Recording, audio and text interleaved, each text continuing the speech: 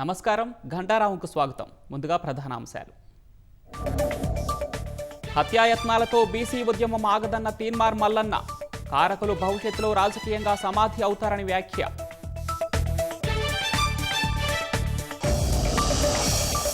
తీన్మార్ మల్లన్న కార్యాలయంపై జాగృతి కార్యకర్తల దాడి. గన్మెన్ గాల్లోకి కాల్పులు, కార్యకర్త సాయికి గాయాలు.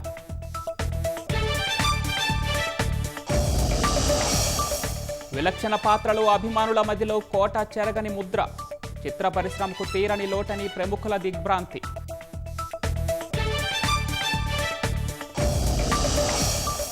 రాజస్థాన్లో ఢీకొన్న ట్రక్కు మినీ బస్సు. 4 దుర్మరణం, 10 మందికి గాయాలు.